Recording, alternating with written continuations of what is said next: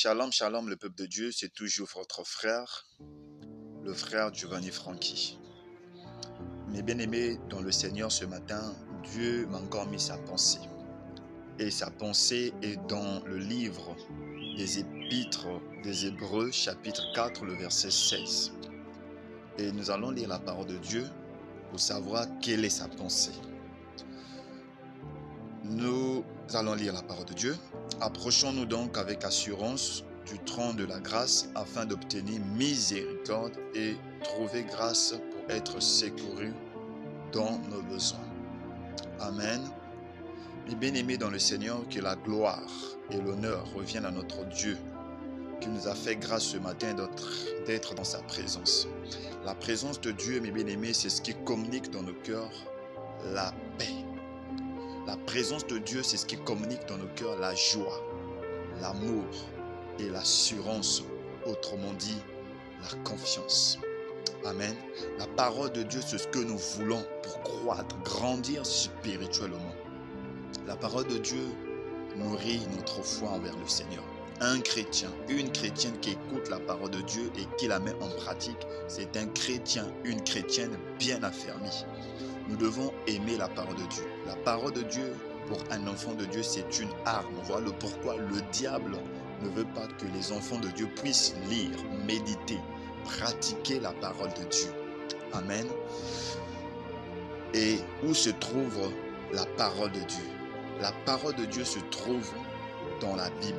La Bible dont toi tu négliges, dont toi tu prends pour un simple livre. Amen.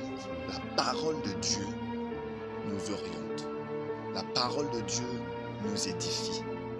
La parole de Dieu nous fait grandir spirituellement. Amen.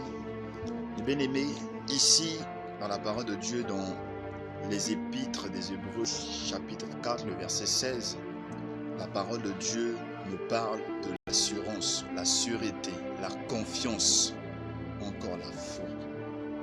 Amen.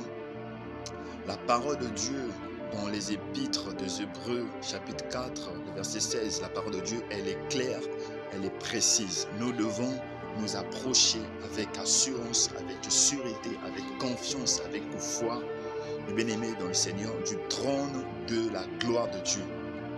Le trône de la grâce, c'est Dieu. Le trône de la grâce, c'est la présence majestueuse, glorieuse de notre Dieu. Nous devons nous approcher devant Dieu avec assurance, avec sûreté, avec confiance, avec foi, tout en sachant qu'il écoute et qu'il exauce les prières. Amen. Notre cœur doit être libre, rempli de joie et de paix lorsque nous nous adressons de prière à Dieu. Laissons de côté la tristesse, laissons de côté la colère. Amen. Car la colère ne résout aucun problème. La tristesse ne résout aucun problème. Nous devons nous approcher, et bien aimés dans le Seigneur, devant le trône de la grâce de Dieu afin d'obtenir miséricorde et de trouver grâce pour être secourus, bien aimés, dans nos besoins.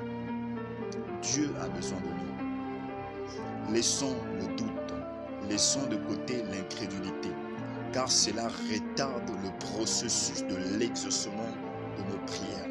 Beaucoup de nos prières ne sont pas exaucées à cause de notre attitude envers le Seigneur. Amen. L'assurance, la confiance, la sûreté envers Dieu, en fait, nous prions pour faire plaire aux hommes. Bien-aimés, nous ne devons pas prier pour faire plaire aux hommes, mais nous devons prier pour chercher la face de Dieu. Nous devons prier pour faire descendre la gloire de Dieu. Le chrétien ne prie pas pour les hommes, pour être vu encore, pour être apprécié pour les hommes, mais nous prions pour que le salut nous revienne. Le salut que Christ incarne, le salut que Christ nous avait promis, que nous puissions obtenir cela. Mais bien-aimés, nous devons aimer la parole. La parole de Dieu, c'est ce qui fera de toi un homme. La parole de Dieu, c'est ce qui fera de toi une femme. Nous devons aimer la parole de Dieu. Amen. C'est Dieu qui bénit. Et Dieu nous bénit lorsque nous écoutons et lorsque nous mettons pratique sa parole. C'est Dieu qui restaure. C'est Dieu qui guérit.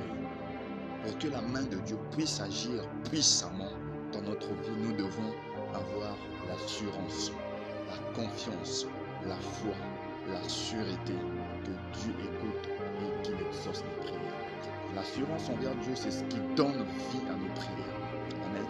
L'assurance, la confiance que nous avions auprès de Dieu nous permet, nous qui sommes enfants de Dieu, d'obtenir sa miséricorde et de trouver grâce pour être secourus dans tous les besoins possibles. Mes bien-aimés, peu importe ce que nous traversons, les combats, les épreuves, les difficultés, la maladie, tout cela a un but.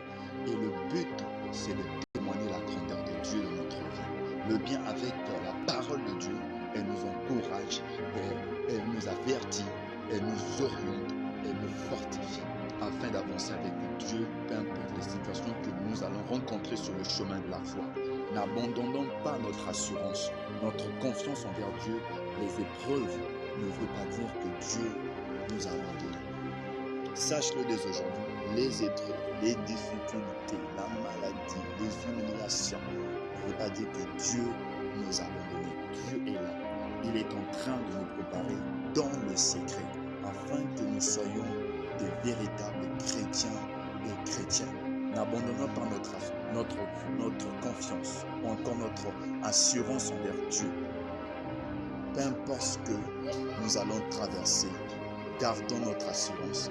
Dieu, il est le seul à pouvoir te relever et à changer ta vie. Reçois cette bénédiction pour l'écoute de cette exhortation. Que Dieu te bénisse.